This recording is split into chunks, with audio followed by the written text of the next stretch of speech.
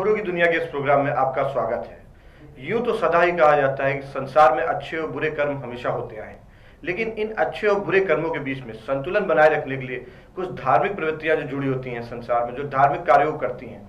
आज हमारे स्टूडियो में ऐसे ही एक धार्मिक पुरुष महात्मा महाराज जो हमारे साथ आज स्टूडियो में हैं, जिन्होंने कुछ धार्मिक कार्यों के साथ साथ एक राजनीतिक पटल पर भी अपनी एक नया पायदान पे कदम रखा है।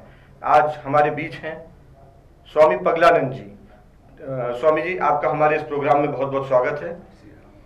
स्वामी जी, हम जानना चाहते हैं, पहले आप अपने जीवन का एक थोड़ा सा संक्षिप्त परिचय दें, जिससे कि हमारी जनता को भी मालूम हो सके कि आपने किस तरह से इस धार्मिक कार्यों को स्टार्ट किया या महात्मा के पद पे कैसे आए। श्री राम। सभी को आप लोगों ने मुझे यहाँ तक आमंत्रित करके बुलाया, इसलिए आप सभी के बहुत बहुत साधुवाद और धन्यवाद। और संतों का परिचय तो संत ही होते हैं। संतों का परिचय उनकी वाणी, उनकी आचरण से ही संसार जो है उनको पहचानता है। और कहीं न कहीं मातृभूमि भी होती है, जन्मभूमि होती है। बिल्कुल।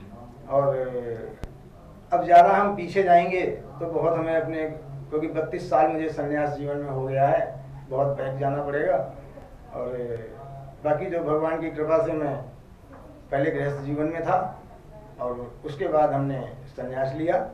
किस उम्र से स्वामी जी जानना चाहता हूँ, किस उम्र में आप गृहस्थ जीवन में थे और किस उम्र से आपने संन्यास के? 32-33 साल की अवस्था में मैंने संन्यास लिया।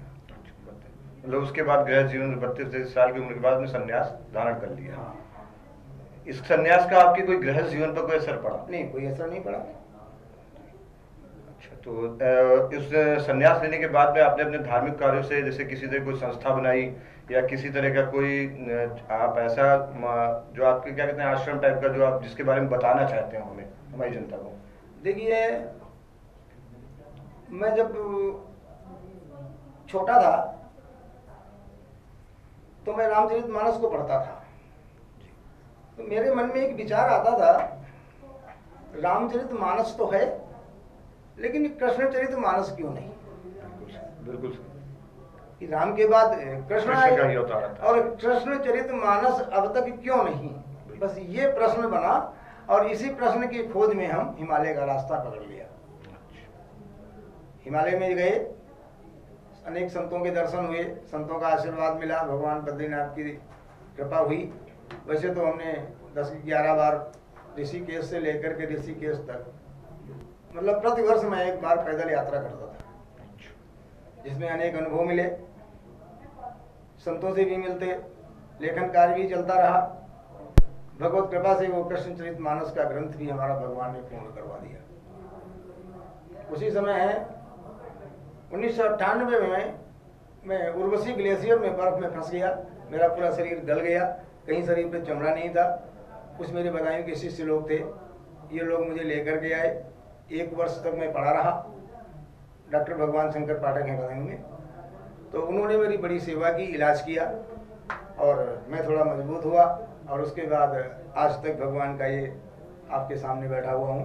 खैर, ये बहुत बड़ी बात है कि आप 1 वर्ष तक ग्लेशियर में फंसे रहे हो, उसके बाद आपका शरीर गलने के बाद आज नहीं क्षमा चाहते हैं, 1 वर्ष नहीं, ग्लेशियर में तो मुश्किल से 10 मिनट ही रहा हूँ। अच्छा। लेकिन उस 10 मिनट का प्रभाव ऐसा हुआ कि 1 वर्ष तक हम शरीर से खड़े नहीं हो पाए। मतलब शरीर आपका स्थिर ही नहीं रहा, बिल्कुल बॉडी मतलब काम करने लायक नहीं, चमड़ा ही गल गया था।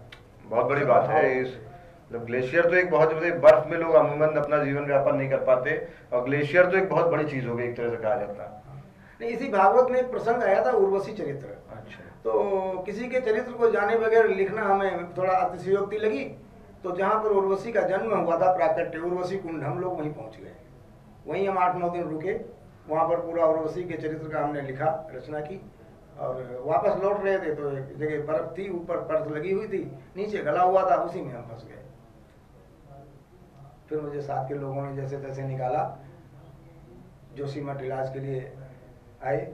वहाँ से फिर रुद्रप्रयाग में हम अपने आश्रम आए, और यहाँ से मुझे बदायूं के शिष्य लोग ले आए। तो रुद्रप्रयाग में आपका आश्रम किस नाम से है स्वामी जी? हनुमान मंदिर सुमेरपुर। हनुमान मंदिर सुमेरपुर। अच्छा, अभी मैंने सुना कि आपने से धर्म कार्मिक आश्रम की स्थापना की, लेकिन अभी कुछ आपने हमको बताया कि जैसे कि आप राजनीतिक पटल पे, धरातल पे भी अपना पहला कदम रख चुके हैं। जैसे अभी बीता जो विधानसभा का इलेक्शन जो हमारे साथ बीता है, हाँ। उसमें भी आपने कुछ हिस्सा चुनावी लिया। गतिविधियां की हैं। हाँ। और अभी आप आगे जो है इन चुनावी गतिविधियों के आधार पर अब आगे आने वाले इलेक्शन में आप क्या करना चाहते हैं? आगे वाले इलेक्शन में मैं यही चाहता हूं कि उत्तर प्रदेश के सभी मेयर, सभी नगर निगम, सभी पार्षद, जी। इन पे हमारे प्रत्याशी चुनाव लड़ें और वो जीत करके आएं। और जो हमारे उद्देश्य हैं, सबसे बड़ा उद्देश्य है नशा मुक्त भारत। जी। हमारा भारत ऋषियों की भूमि है। यहाँ दूध, दही और छाछ की भरमार रही है, तो हम अपने इस भारत देश में नशा जैसी चीजों को बर्दाश्त नहीं करेंगे। बिल्कुल सही है।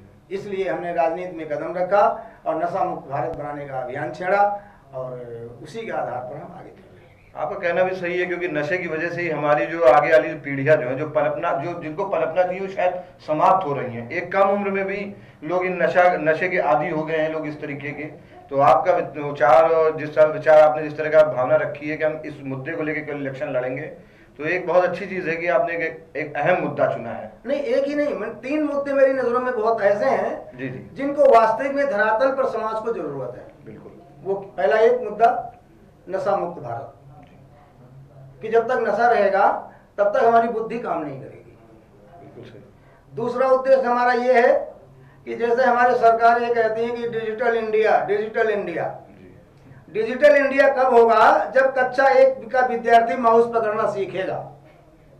मतलब कुल मिला के साक्षरता पे आपका जोर है कि भाई जब तक साक्षर नहीं होगा। हाँ, लेकिन हम सरकारों से गुजारिश करते हैं, हाथ जोड़कर प्रार्थना करते हैं कि हमारे बच्चे स्कूल में, जितने भी सरकारी स्कूल में, इनमें मिड डे मील की कोई जरूरत नहीं। बिल्कुल। जरूरत है शिक्षा की।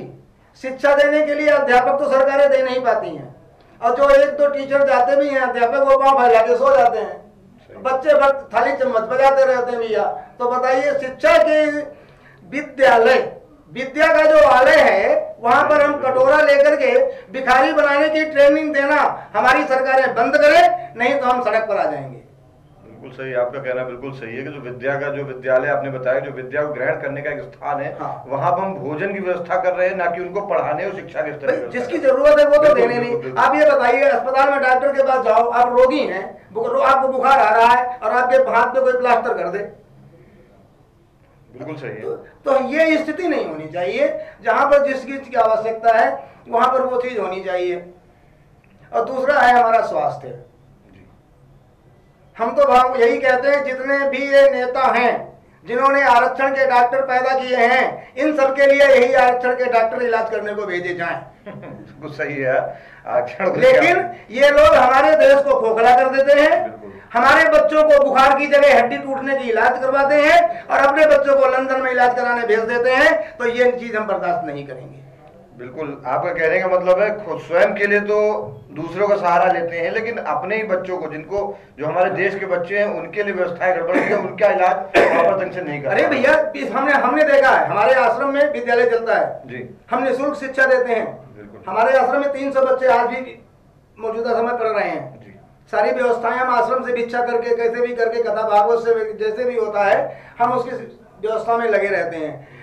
अगर ये काम सरकार नहीं कर सकती है, अगर सरकार करे तो ये काम हमें करने की आवश्यकता क्या थी? और हमसे लोग ये कहते हैं कि अच्छे लोगों को, महात्माओं को राजनीति में नहीं आना चाहिए, महात्माओं को राजनीति में नहीं आना चाहिए। मैं इनसे पूछना चाहता हूं कि जब तक ये अपनी अयोग्यता को खत्म करके योग्य बन जाएं, हम राजनीति का हमेशा के लिए त्याग कर देंगे। तो ये थे हमारे बीच स्वामी पगलानंद जी, जो आज हमारे बीच आए और उन्होंने राजनीतिक स्तर को, गिरते हुए स्तर को बताया और शिक्षा के लिए जो अव्यवस्था सरकार ने की है उसके बारे में कहा।